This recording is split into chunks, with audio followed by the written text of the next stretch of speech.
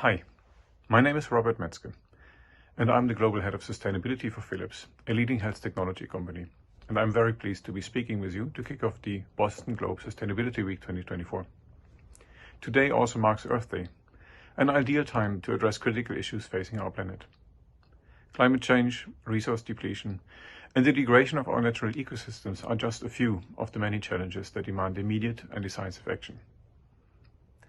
The fourth installment of this week-long event series brings together different perspectives and actionable solutions from private and public sector leaders to ensure a healthy planet for future generations.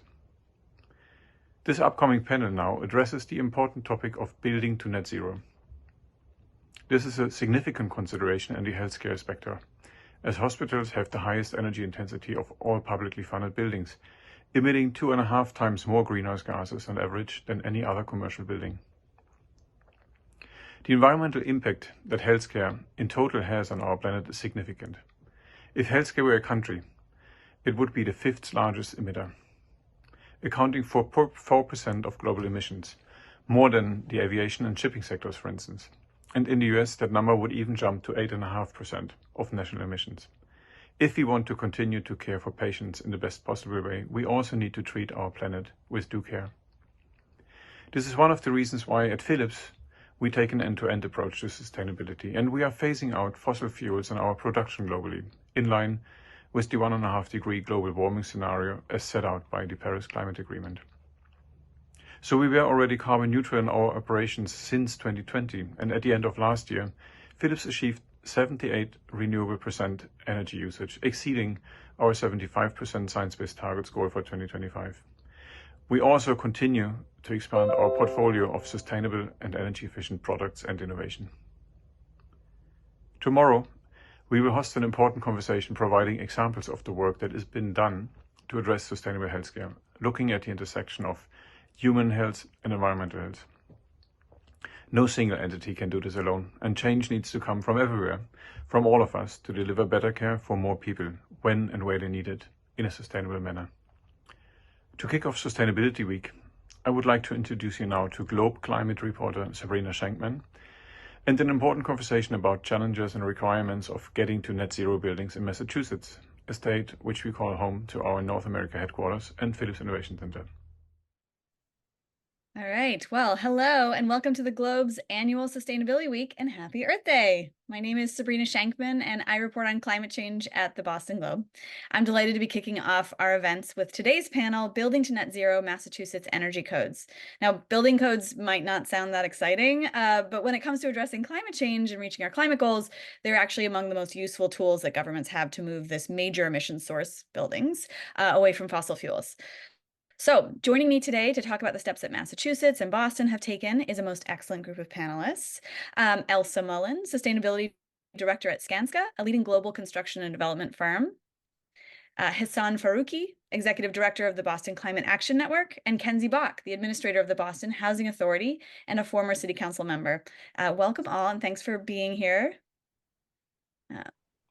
Elsa, oh, we got you. All right, we got everybody. So in about a half an hour, I will be opening this conversation up for questions from viewers. So please submit any questions that you've got using the Q&A tool at the bottom of your screen. And also, if you submitted a question ahead of time, I'll be incorporating a couple of those as we go as well. So with all that aside, we can dive in.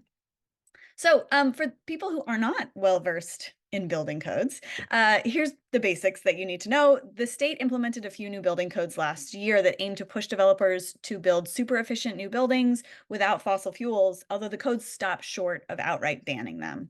On top of that, 10 cities and towns in the state are going to take part in a pilot program to ban fossil fuels in new buildings and major renovations.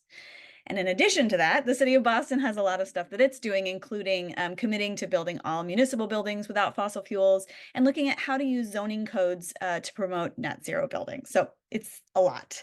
Elsa, I'm wondering if you could start us off. I'm curious what you're hearing on the ground within the development community about what these codes mean. Like, are people daunted? Are they excited? Are they running into challenges? Are they moving full steam ahead? Like, what's it look like where you sit? Sure. Thanks, everybody. And happy to be here. So I would say all of the above, and it really depends on a multitude of different factors. So looking at it from our construction management lens, where most of our work is coming from locally in Boston, but also within the greater context of even New England and Massachusetts at large. It really depends on, and like I mentioned, a few different factors. So we work in several different sectors within the built environment. So looking at higher education, life sciences, healthcare, like we heard about in the opening remarks. All of these new updates to the zoning requirements, ordinances, and codes affects each of these different industries and building sectors very differently, and how it impacts their overall approach to a building level, or even if you're looking at scale to a whole campus or portfolio level. So there's definitely plenty of challenges, just through the ones you mentioned around electrification and building to the performance thresholds that they need to achieve, whether it's TEDI or Passive House. Some of these are the different compliance paths that we're seeing. But I think there's also a lot of enthusiasm and an opportunity for really groundbreaking problem solving and technology upgrades, creative thinking around both the design and construction process, and how we can also bring construction, which typically was always coming down later towards after design, bringing construction in earlier. So we have that opportunity to do pricing exercises and detailed cost analysis to really understand the different options to meet the different codes and ordinances, and then how that plays through the whole design and construction process. So plenty of challenges we can dive into, but I think there's also some optimism and motivation across the industry as well. Yeah. Kenzie, you have a front row seat to this at the BHA, where you've got a wide portfolio of different kinds of buildings, different kinds of challenges. Wondering if you could kind of take us down to the ground level and talk a little bit about where you're seeing progress and what kind of challenges you've encountered too. Yeah, sure. Thanks so much, Sabrina. We're really proud of the fact that we've committed the BHA to going fossil fuel free. This was an announcement last year in Mayor Wu's State of the City. And we're really trying to hit that goal by 2030, which is super aggressive. And it means that we've really been in the stage that I think a lot of big building holders are of doing kind of like a cross portfolio analysis to figure out like what interventions we need to make where, and then just getting at it as quickly as possible. So I think some of the challenges, one of the things that we're excited about in terms of like us taking this on, it's really twofold. One is that we really like the idea of putting public housing residents at the front of the energy transition and not the back of the line. We disproportionately own older buildings from the 40s and 50s, and it would be very natural for us to kind of solve this problem collectively with like newer, easier buildings, and then say, well, we'll get around to the brick stuff eventually. But that's a lot of what we have here in Massachusetts, and it's a lot of what we have at the Boston Housing Authority. So we're excited about putting those folks first. The other thing that means is that we as a big building owner are experimenting with technology and solutions in ways that we think are then going to trickle down to the private market as well. So for instance, I think domestic hot water and how to electrify that has been a big, and especially in kind of mid-rise, high-rise buildings, has been a big challenge. But we're pretty excited about some things that we're putting in, that we're installing in projects that are going to break ground this year. And so, our feeling is like, if it works in one of our buildings where we've spec'd it out and done a lot of due diligence, then we can use it in the rest of our portfolio, but it also becomes something that everyone else can use. A lot of solar assessment, probably one of our most exciting things is our partnership with National Grid to do a network geothermal, utility scale geothermal application at Franklin Field. Again, if we can figure out geothermal for a whole neighborhood, in the case of Franklin Field, it's a set of buildings that we own, but that lays the groundwork for it to happen all over the city. So we're excited to push the ball forward. Kenzie, because that's such a cool thing, but not everybody knows what network geothermal is. So do you want to just like explain kind of the layman's definition? Yeah. Well, I'm not an engineer, so I can't give you the non-layman's definition, but basically, folks may have seen geothermal. It's a situation where you use the very stable thermal, basically, if you go deep enough down in the earth, it's kind of a very stable temperature, regardless of the fluctuations of the surface. And so because energy is all about temperature differentials, you can kind of use that to both heat and cool very efficiently with heat pumps. So people will hear about ground source heat pumps as opposed to air source, and that's what we're talking about here. What we're excited about is, whereas for a number of the universities in particular have done geothermal installations where they've just got boreholes drilled right below their buildings. So like the BU Data Science Center is an example of that. That's like, you know, one building, granted a very large one, right, with its own like infrastructure that it owns. Network geothermal is where there's a whole network of these like boreholes, and so we're letting National Grid do that around our property, and then they will actually heat a series of buildings of ours. The first phase is for 129 families, and so we think that's pretty exciting, because I think that if every individual owner has to do the CapEx of putting in geothermal installations, that'll work for the really big buildings and the really big owners. But it's a challenge, and it's sort of daunting technically as well. And so for us, we're like, we love the idea that the utility takes on that technical engineering work and also manages that infrastructure, and like we can continue to do what we know, which is housing, but make this transition for our buildings. So it's a really exciting for us. Yeah, I feel like the city of Boston and projects like that, and Massachusetts, I mean, Eversource obviously has a big networked geothermal pilot as well. We're kind of like this testing ground for a lot of the country. I don't think it can be, you could lose track when you're here of the fact that this isn't happening necessarily everywhere. This is like some cool on the ground stuff happening here.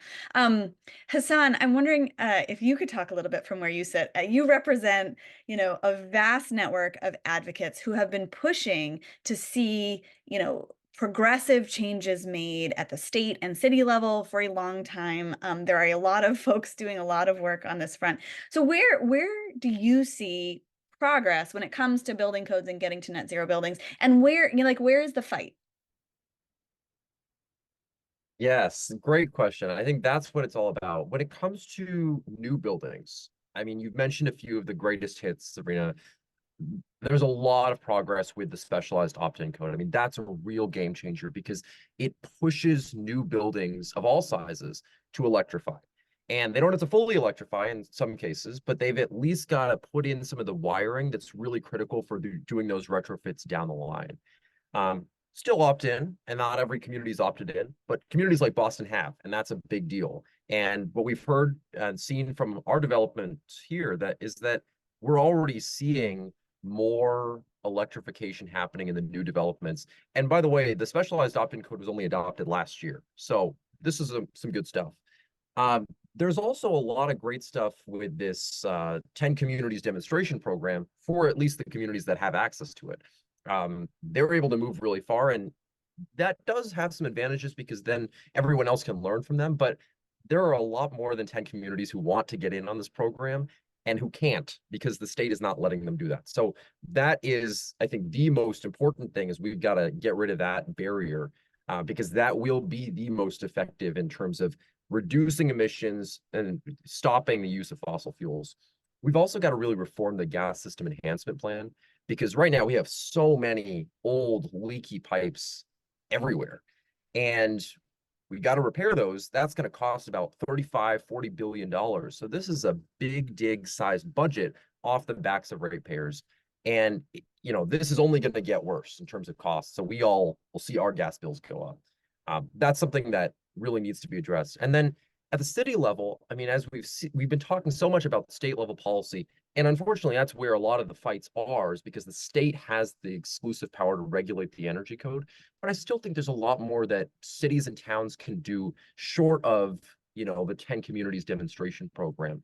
I think, for example, the city of Boston can use its power through zoning code to make sure that all of the new buildings that are getting up, especially the new large buildings, should be net zero emissions at the time that they open, because we know that's where they're already going to have to go because of policies like the Building Emissions Reduction and Disclosure Ordinance, or BERDO. That says net zero for large buildings by 2050.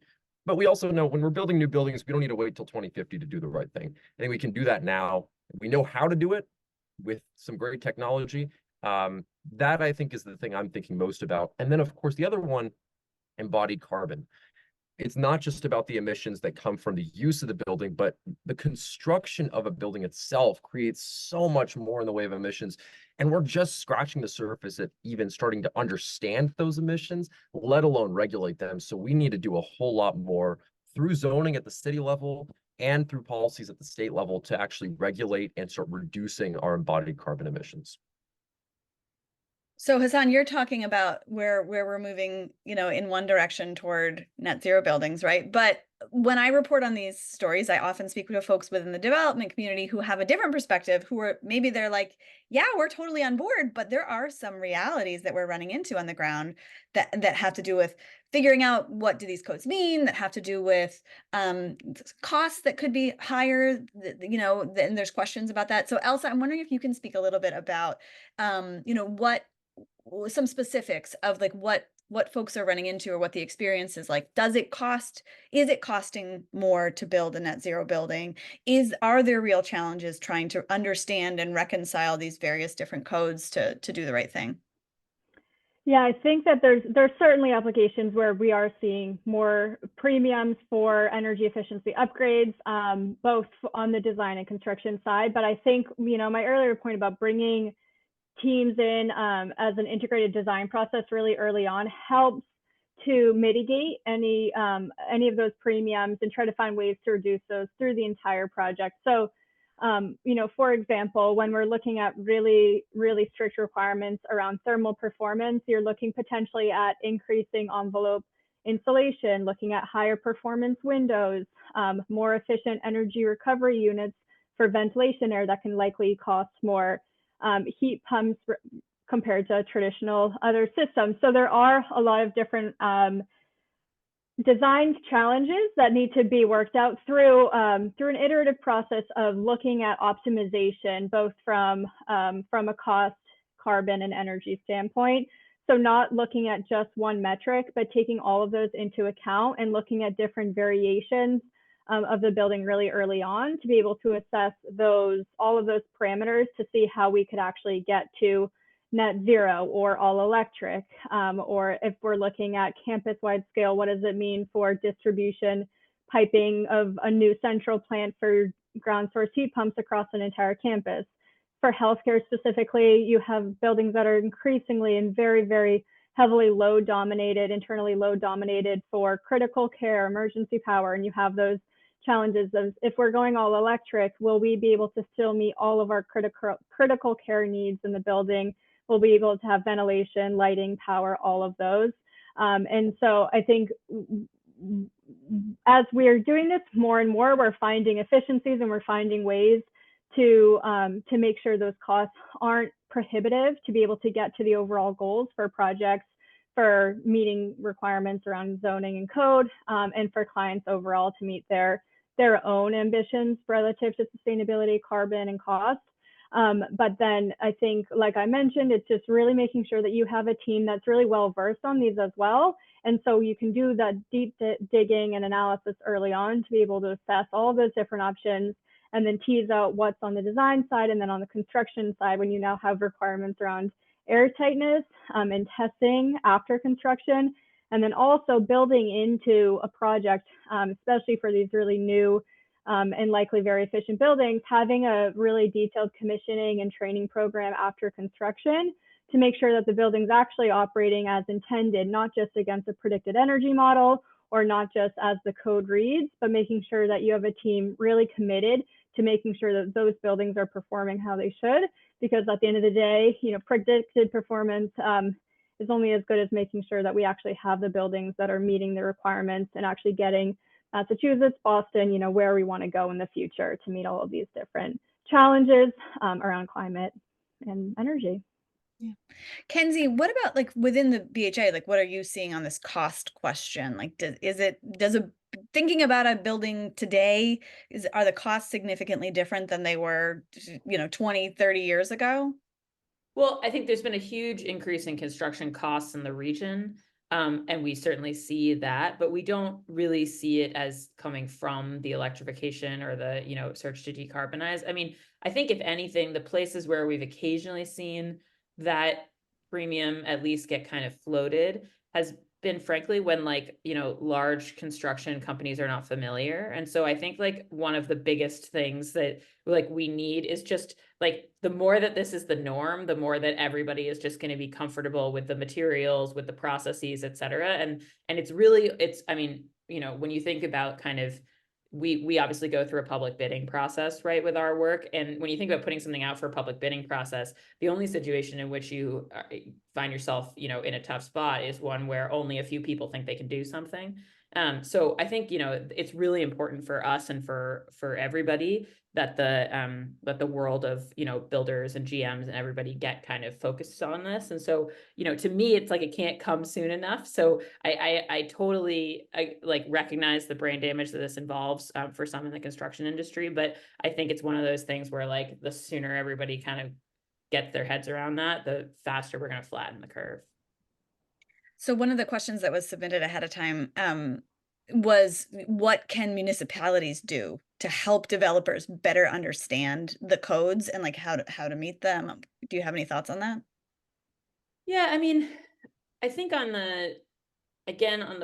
one piece of this is public projects. So, right, there's an interesting, just a general counter-cyclical aspect to public projects where public construction bids happen when the private side is like slowing a bit, which is kind of the interest rate environment we're in right now. And I think it was really important when the mayor committed the city of Boston to net zero buildings and like focusing on our new municipal buildings like schools, library branches, et cetera. Like one of the things that does is it provides contractors with these opportunities to do that type of work and get comfortable with it, right? And so I think that's one of the big ways that we're leading the way. I think, you know, it also puts the onus sometimes on us a bit on the public side to, you know, do really detailed A&E contracts ahead of time to like help really lay out the pieces of what people are going to be asked to do, so that again, there's just less guesswork. So, and you know, we've had you know, there's great firms in the city doing that work, but I think yeah, so I think that's the type. But I mean, I think there's nothing like there's nothing that substitutes for just getting in the weeds and making a plan together for addressing a specific building. I mean, that's the thing that we've learned, is that you really have to look at it like, you know, building by building. And so we've done a big portfolio-wide study, like I mentioned. And, you know, one of the things, even when you think about Berto and the city's, you know, the city's requirements. So just, I think most people watching this know, right? But Berto, it applies to 6,000 of the 86,000 buildings in Boston. But those 6,000 buildings are responsible for 50% of the total city emissions, not 50% of the building emissions, 50% of the total emissions, right? So it's like this hugely important area. And the first real like deadlines that are about more than reporting in Berto hit in 2025 with kind of compliance in 26. But those are all focused on making a plan. They're all focused, and the city's got a number of people in our environment department who are actively reaching out to owners and saying, hey, how can we talk with you through what the plan is for your building? So I feel like there's a lot of focus both at the city and state level right now on like, how do you provide that coaching and support and say, hey, this is something we're all going to do together. And I think we think BHA is going through that, and we think that we're going to have some good public facing docs that we can share that can be good models for people. Yeah. One thing that I've been thinking about too is there was a recent report from Zero Carbon MA and Groundworks data that looked at future costs of energy, and it found that gas prices are set to double within the next decade and then continue to rise exponentially, whereas electricity prices, which as we know in Massachusetts are not low, but they're projected to remain relatively flat. And, you know, Hassan, I'm wondering what your thoughts are on this, and like on how we should be thinking about, if there is a premium to doing these kinds of buildings now, what that means in terms of the lifetime of the building and the occupants of the building. Yeah, I think that really underscores that we're looking at costs in such a narrow way, which is just around the development cost. That's important, but these buildings are going to be around for at least another 20 years. If we look at the total cost of building a building and then operating it over those 20 years, buildings with fossil fuels are way, way more expensive. So much of that is exactly what you're talking about in that report, right?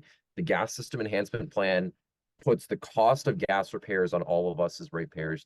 And then as you have people switch off of gas for various reasons, the remaining people in the gas system have to shoulder a greater burden of the gas cost. And so those also drive people's bills up. And of course, we've got to always remember, you know, the energy burden for low and moderate income people is much, much higher. So even, you know, 5 or 10% increase in bills really means something when you don't have a whole lot of money to begin with. So this is a real ticking time bomb, I think, continuing to burn gas just from the cost alone, to say nothing of the health implications or the climate implications.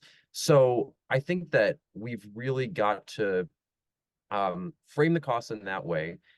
And no discussion about costs really can be complete without looking at all of the different things available to mitigate those costs, particularly federal incentives. I mean, we are at a golden opportunity when it comes to things like the Inflation Reduction Act, putting more money into building decarbonization than we've ever had. And those are the exact kind of incentives that developers need to be connected with. Municipalities can have a role in connecting those developers. And those are on top of utility programs like Mass Save. The combination of all these things can help reduce the development cost, and then can also make sure that the operational costs are lower in the long run because we're using electricity instead of gas. And the final point is here, of course, folks are doubtlessly considering, well, if you have electricity, where's the electricity coming from? And we know the grid is getting more and more green, so to speak. We have more renewables coming online, and the cost of the renewable energy that powers that grid is also getting lower. So electricity, just from a cost perspective, is where you've really got to be. And again, that's made even better by great programs like Boston's Community Choice Electricity, where you can have even lower bills than you would have with the basic utility rate. Yeah. So I'm going to start looking at some of the questions that have been submitted, and there's been a good number. Please keep submitting them. I'm seeing a theme here around embodied carbon and concerns about, well, the use of the building is one thing, but the carbon that actually is required in the construction process is really significant.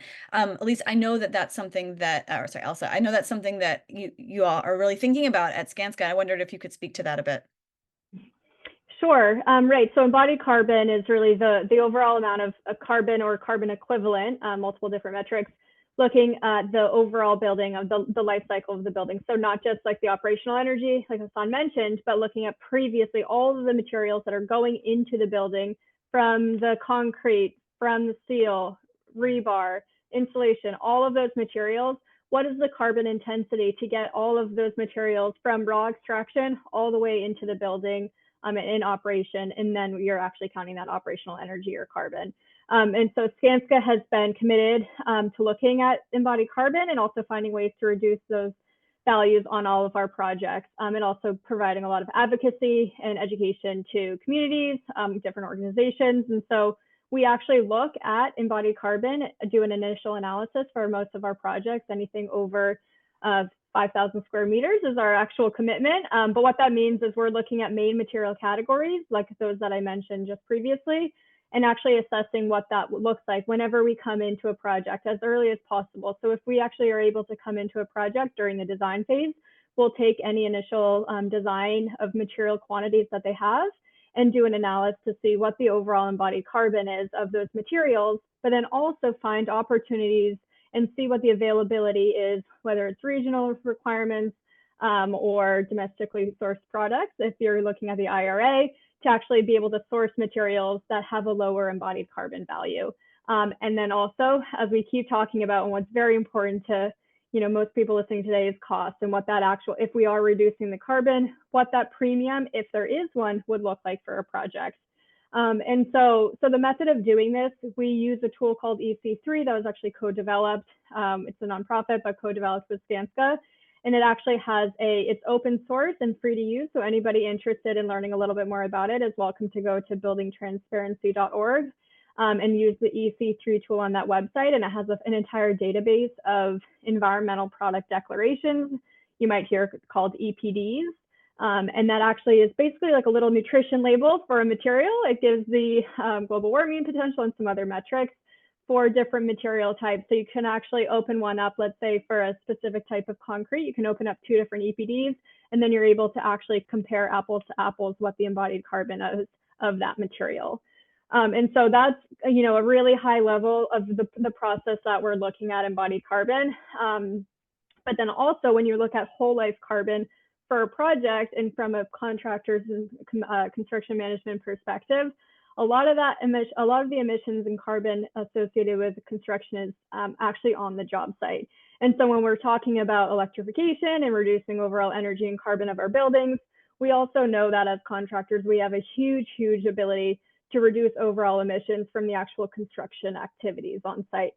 So we're looking at electrification, we're looking at renewable diesel, different than biodiesel.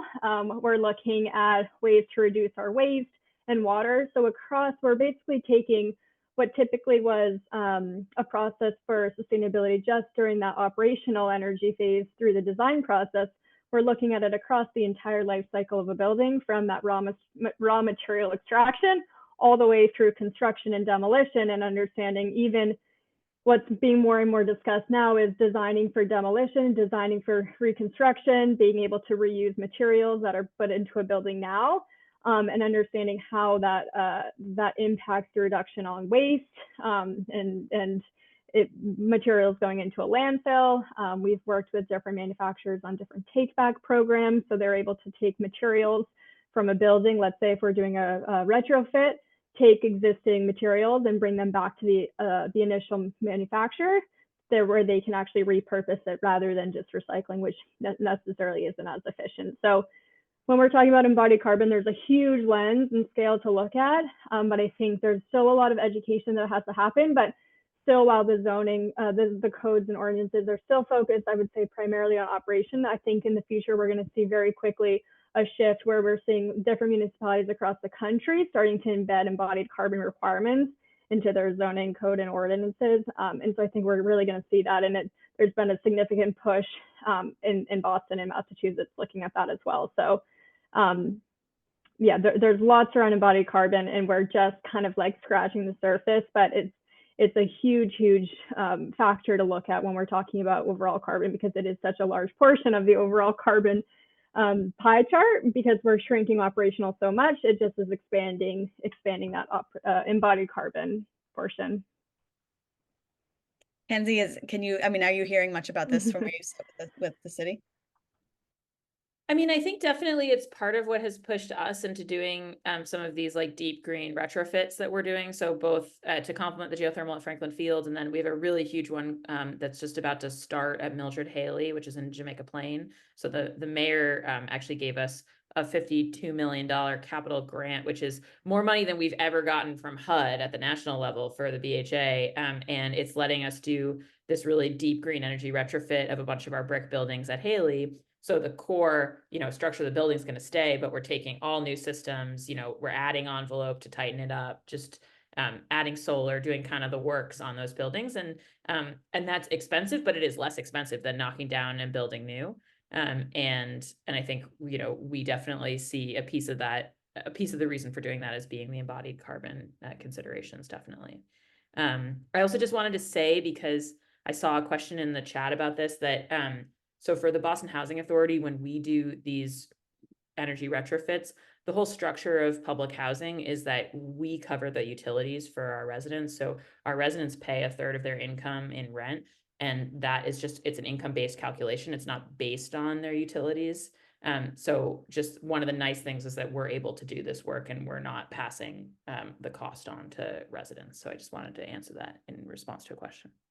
There was also an interesting question kind of along these lines, though, about whether the impact of any additional costs or premium around net zero building could have a negative effect on the number of affordability units that developers are able or willing to include in their projects. Obviously, we have a climate crisis that we're facing that is very daunting. There is also a housing crisis that Massachusetts and Boston are dealing with. So, I mean, is that a real concern? Look, the reality is this is why it's important to bend the cost curve in general, because just like, the more expensive housing is to construct, the more difficult it is to do more of it, right? And that goes for affordable units as well. I think the way I think about it is, we see such benefits, such public health benefits to providing healthy housing for low-income residents. So for example, like we know that a ton of low-income residents in BHA and in, units across the city and state are in poorly ventilated units with gas stoves, and there's tons of science around that, and we see higher rates of asthma. And so to me, I wouldn't want to get stuck in a trade-off where we built less healthy housing for low-income residents in order to generate it. I think that to me, those don't need to be a trade-off. But there's just a fundamental dynamic right now of the costliness of building housing. And so in that sense, like all money trades off against everything else. But I think in the city of Boston, it's, you know, the twin mandates of both, you know, building for the future from an environmental perspective and also building for the future in terms of inclusivity and having housing for people from all walks of life. Like those are just two twin pillars, and we can walk and chew gum at the same time. It's essential. Yeah. Yeah. Hassan, I'm wondering if you have anything you want to add there. Absolutely. Yeah. We just really can't pit these things against each other. We know the people who need affordable housing the most are also the people often hit first and worst by the effects of climate change. So this is really the same group of people we're talking about. And, you know, as Kenzie mentioned, there are a lot of cost factors that the developers are reckoning with, right? Things like interest rates are top of mind. We're seeing a commercial real estate market downtown that's really been thrown into flux by things like work from home. So yeah, there are a lot of costs, but we really can't distract from the goals that we need to be fulfilling here. And when it comes to some of those incentives I mentioned earlier, those can really tear down some of the costs that developers are facing. And that can be a huge value add. You know, one of those other costs, by the way, is labor, and that's a huge cost of construction. One of my favorite parts of the Inflation Reduction Act is the tax incentives that it provides to developers who use labor unions as a part of their construction process. So again, all of these tools are there. It's a real challenge of can we connect the right developers with all of the different incentives that they need across all these different levels so they can actually make these costs work. And by the way, can we push back on this narrative that developers are often perpetuating, which is to pit different movements against each other to avoid doing anything? And Sabrina, if I can just tag one thing on, I think it's really worth flagging, and Hassan sort of just referred to it, but because of the Justice 40 frame on the Inflation Reduction Act and the idea that, you know, significant amounts of the money in the IRA needs to go to like our lowest income communities, there's a huge advantage, whether you're talking about like solar or other tax credits, like you get these kickers and adders if you're serving that population. So it's been really interesting. We've seen people reaching out to us as a result because they recognize that everyone who BHA serves falls into that category. We actually, I'm not breaking news because the EPA broke it this morning, but the Solar for All Awards just came out a couple of hours ago. And Massachusetts got a huge award for its application, $156 million. And actually the BHA is a sub-participant in that application because we said we would partner with the state around doing public housing procurement for solar so that we can get solar up on more public housing buildings quicker. Again, really serving Justice 40 communities with that infrastructure. So I just want to stress that I actually think the Biden administration's done some amazing things to create a synergy between environmental justice and economic and racial justice. And we should really like continue in that vein. Yeah, there were a lot of questions that came in around solar and like, to what extent should building codes be requiring solar? Who pays for solar? How do we get more solar? So that, I was going to mention the EPA grant is a big one, but I mean, is there more that building codes can be doing to try to get more solar and also make it more accessible for lower income folks? Anybody? I think there's always more the building code could do. I think one of my favorite parts about the specialized opt-in code is that it requires rooftop solar for a lot of the different buildings. There's some exceptions, but that's already done a lot to spur the market. And this is, again, if you're using mixed fuels. If you're burning with gas, you've also now got to put solar on. That's good. But the cost issue is, you know, of course, fundamental to this. But I think that, you know, I mean, we've seen the cost of solar come down dramatically. And even for buildings where solar doesn't necessarily make sense, maybe there's a lot of shade over the building already, then renewable energy certificates, particularly the class 1 renewable energy certificates, if we want to get real nerdy here, those are the good ones that are actually going to come down and cost a lot as well. And you also have programs like community choice electricity, where you can opt in to get 100% of your energy from renewables. So I think those are really important programs because with something like community choice electricity, the city is purchasing on behalf of all of its residents together. That creates wonderful economies of scale. It means individual people don't have to shoulder the cost of putting solar on their roof and doing all the wiring. And it means that more people can unlock the benefits of renewables like solar without having to go through as much of the hassle themselves. And particularly for renters, this is a huge value add. Yeah.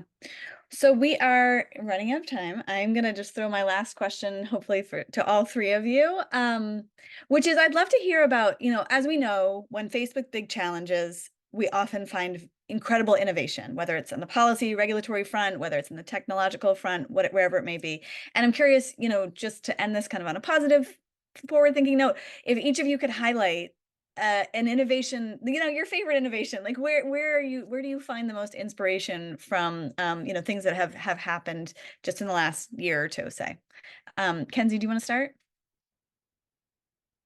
Sure. I mean, look, I think our geothermal pilot's my most exciting one. And that's really because today, if you're a family who owns a home in Boston, you can't raise your hand and say, hey, to the utilities, hey, I'd like to be on geothermal. Like, that's just not an option. And when I think about, we talk a lot about people's individual choices and decisions in the climate world, but I think it's incumbent on all of us to really think about the like institutional infrastructure that shapes what decisions people can even make. And so to me, the idea that my residents could lead the way in a geothermal pilot that would then enable other people in the future in their neighborhoods to raise their hand and say, yeah, I want to be on that. Like, that just seems like a step change. I'm really, really excited about that. I think the other one that I'll flag that isn't a BHA one is that I used to be the city councilor for the district that has a lot of the district steam energy system. And it used to be something that we really went back and forth on. I was always pushing the new buildings in my district to be greener. And steam really works for a lot of those big buildings in terms of the infrastructure. And also a lot of them are labs and hospitals and such in my old district. And I just think, the amount of progress that's been made just in the last few years in terms of like putting an e-boiler in and like ordering this heat pump and sort of the idea of actually like taking that steam and converting its sources to renewable ones, they're not there yet, but that's something that I didn't expect to move as quickly as it has in the last few years when I think about like my headspace in 2020 on this issue. So I think, those are two, and to me, that's like, geothermal makes electricity use way more efficient. So for, folks who are asking about the sources of the grid, like, of course, we all have to worry about that as well. So I think like things like, solar that can take off the top what you need, geothermal that can make what you need so much more efficient. If you can take a source like steam and just make it directly green at the source, like those are really, really big step change things we should be excited about. Yeah, very cool. All right, we're almost out of time, but Elsa, if you could, what's your favorite innovation? I'll try to be quick. I would say two to mention is the innovation in concrete specifically, because although we want to reduce as much as possible, in the near term, concrete's not going anywhere. We're going to continue to see it being used in almost all the built environment applications, both civil infrastructure and building up. And so I would say innovations in low carbon concrete is really advancing very quickly and actually taking from technology and design and innovation to actually seeing it actually applied on job sites. And so seeing things like glass pozzolan, which is grounding up recycled glass into a cement replacement, so reducing the amount of cement that's in concrete.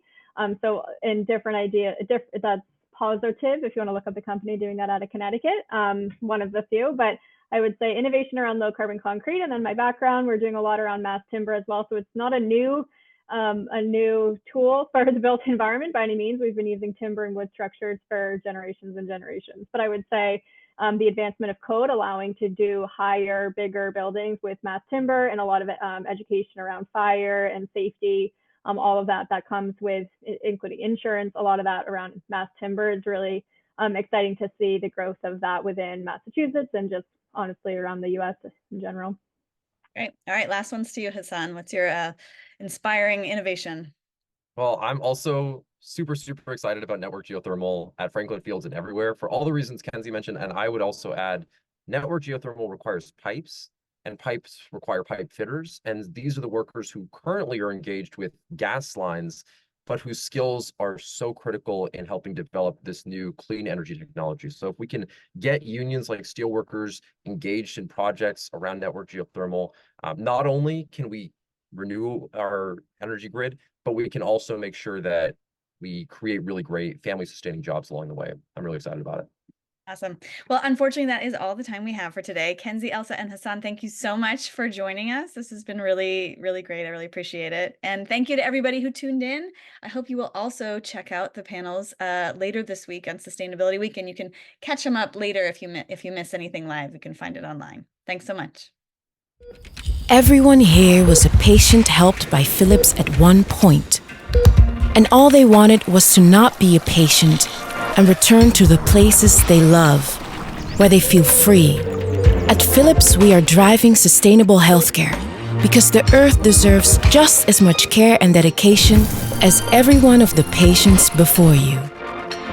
Care means the world. Philips.